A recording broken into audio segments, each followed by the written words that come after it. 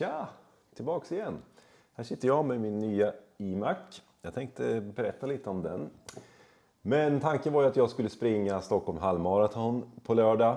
Tyvärr åkte jag på förkylning efter Spanienresan, så det blir ingenting med det. Får vara hemma och kurera mig. Men som sagt, idag tänkte jag visa den här datorn och lite så här utrustning, vad jag använder för YouTube och även Instagram och så. Kanske lite tips och vad man kan använda. Så häng med idag!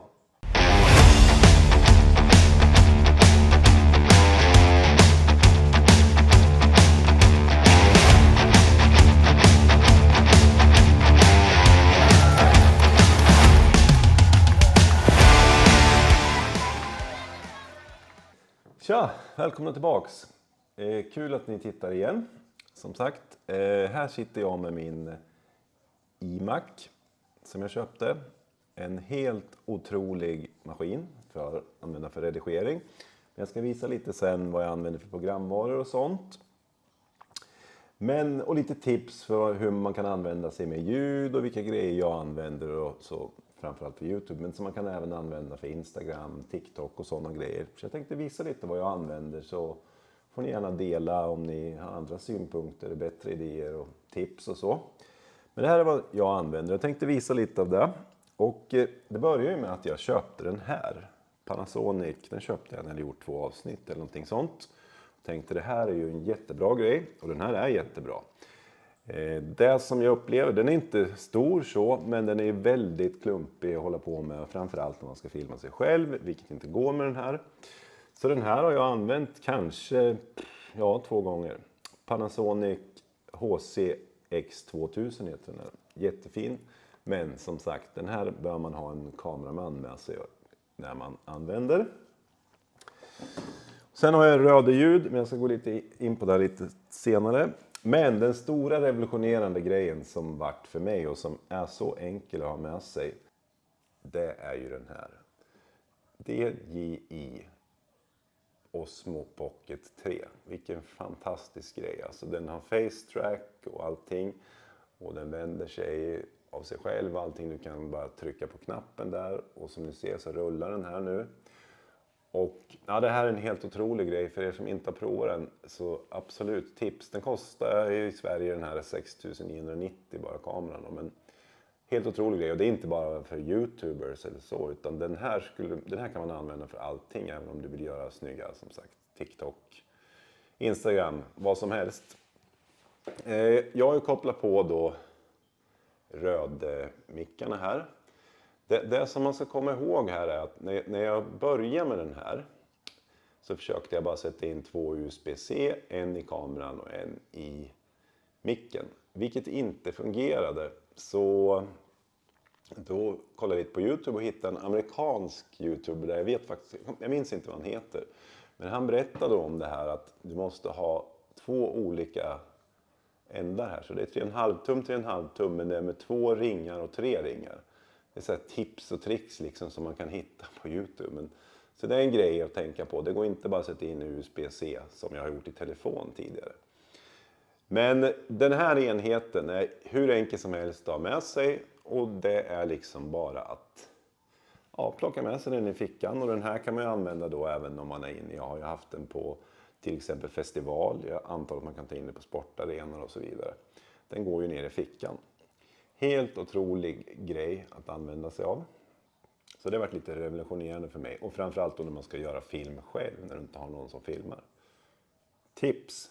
Superbra grej. Jag köpte den här iMac M3-chippet kallas det. Det är 24-tums skärm. Och jag satt tidigare som sagt på en iPad och redigera. Det var ingen höjdare. Men jag tänkte visa lite här vad jag använder för programvaror. En helt otrolig dator för övrigt. Den här har alltid varit så här, jobba i industrin och det skulle alltid vara PC, men jag har alltid varit förespråkare till Mac, och den här datorn är fantastisk att jobba i. Det är lättstyrt, allting går väldigt lätt och buggfritt än så länge. Men trevlig. Sen jobbar jag i det här programmet då, DaVinci Resolve Studio 19. Jag var tipsad av en kille som heter Linus Thunholm där. och han visade mig och lärde mig lite det här. Jag kan absolut inte hela programmet, men väldigt enkelt att redigera i. Och jag ska gå in här och visa er lite grann hur man kan göra. Sen har jag lagt upp alla avsnitt så här. Om man då går in på ett avsnitt här till exempel, avsnitt 32. Och sen så hittar man då alla filmer. Här har jag lagt upp så.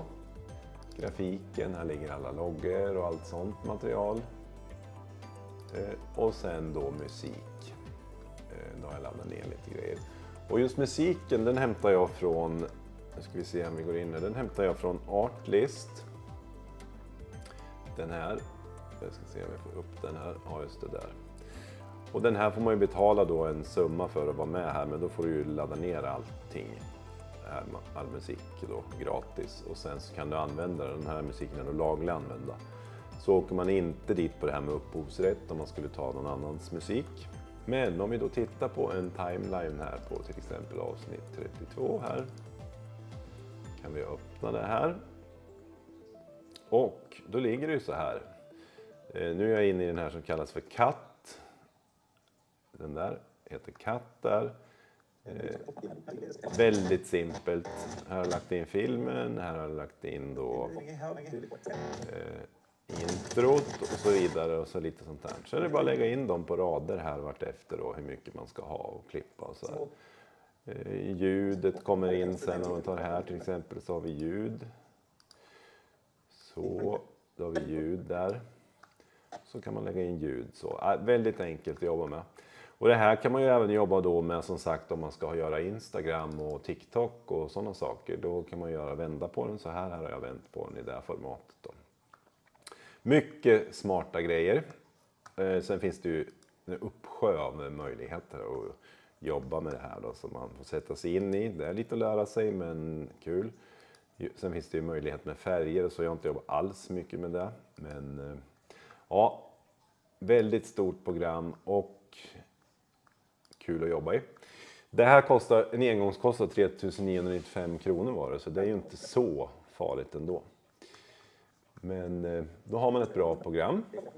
Sen kan det också vara lämpligt att ha en sån här extern hårddisk. Det finns ju väldigt massa olika sådana, men som man kan föra över på vart efter. För en dator blir ju full till slut. Som min iPad på slutet, den var så full så jag fick radera vart efter då hela tiden. Men nu tänkte jag hålla lite ordning. Jag har lagt några avsnitt här och så vidare. Så kommer jag föra över dem vart efter. Till exempel nu när jag gör ett avsnitt idag. Ha ett par lurar kan också vara tips om man verkligen vill höra ljudet bra. Man kan ju också behöva ett stativ då. Jag köpte det här från BNRO. Jag tror det kostar 1500 kronor eller något sånt. Enkelt och stabilt. Ja, så det här har blivit min lilla studio kan man säga. Men det är de grejerna som behövs. Och en sån här behöver man absolut inte ha om man har en sån här DJ Pocket. Vi har fått någon värmebölja här i Sverige i september. Så här ligger hundarna helt utslagna. Svalt på golvet här. Här ligger den här lilla plutten. Ja, kul om ni tittat på hela det här avsnittet. Det var en liten sån här inblick i hur jag jobbar. Och hoppas det har gett er någonting. Och som sagt, skriv gärna, kommentera ner om ni har bättre idéer eller andra synpunkter. Jag är jättetacksam för att höra era erfarenheter här. Vad man kan använda sig av för programvaror och utrustning och så vidare. Men kul att ni tittar. Och i helgen kommer min dotter. Vi får se om det blir något nytt roligt avsnitt. Eller tanken var ju som sagt att filma uppe på Stockholm halvmaraton. Och det blev ju tyvärr ingenting av det. Men vi kanske kommer på något annat kul. Så superroligt att ni har tittat. Ha en trevlig dag. Hej då!